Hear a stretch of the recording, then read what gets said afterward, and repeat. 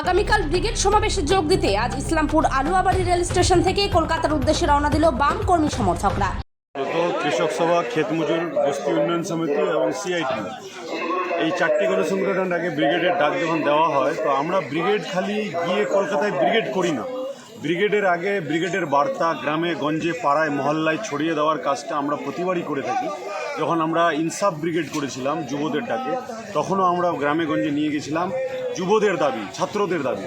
এবার আমরা কৃষক, ক্ষেত মজুর, বস্তির এলাকায় যেসব মানুষ থাকে, শ্রমিক, তাদের দাবি দাওয়া নিয়ে আমরা এলাকায় যখন গেছি, মানুষ আমাদের কথা শুনেছে, মানুষ আমাদের কথা বুঝেছে। কারণ আপনি জানেন যে শ্রম কোড 29টা শ্রম আইনকে 4টা কোডে পরিণত করার চেষ্টা, তারপরে কৃষকদের ন্যায্য ফসলের দাম নেই, কলকারখানা নেই, ফ্যাক্টরি নেই, চাকরি নেই, বস্তি উচ্ছেদ হচ্ছে, স্লাম এরিয়াগুলো উচ্ছেদ হচ্ছে, আর তারপরে চা বাগিচা এলাকায় মজুরদের মজুরি নেই।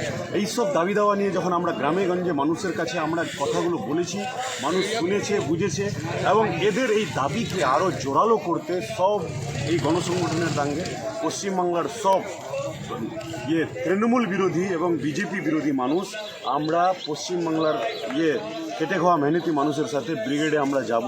ব্রিগেডে আমাদের নেতারা, আমাদের কর্মীরা, আমরা সবাই মিলিত হব। ওখান থেকে আমরা একটা বার্তা নিয়ে লড়াইয়ের দিক নির্দেশ করে আমরা আবার এটা না, আমরা ওখান থেকে এসে আবার আমাদের প্রচার আমরা গ্রামে গঞ্জে নিয়ে যাব। এবং এই শ্রমিক, কৃষক, ক্ষেত মজুর, মেহনতি মানুষ এবং যাদের এই অধিকার কেড়ে নিচ্ছে এই দুই সরকার, রাজ্য সরকার এবং কেন্দ্র সরকার, তাদের অধিকার যতদিন না আমরা ছিনিয়ে নিতে পারি, এরা এমনি দেবে না, ছিনিয়ে নিতে পারি, আমরা আমাদের এই যে লড়াই সংগ্রাম আন্দোলন আমরা চালিয়ে যাব। এক ব্রিগেড, 20 এপ্রিলের ব্রিগেড দিয়ে আমাদের এই আন্দোলন শেষ হবে না।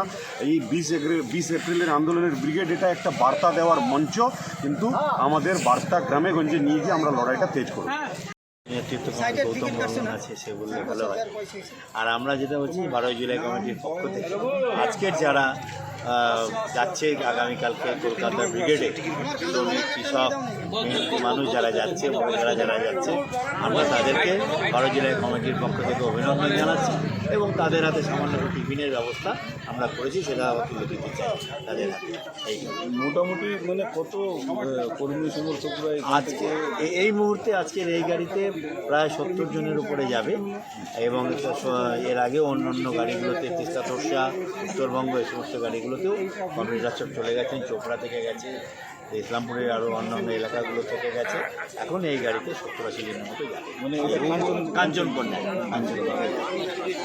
শেষ পর্যায়ে এখন মানে শুধু ব্রিগেড ভরার পালা। কি বলবেন?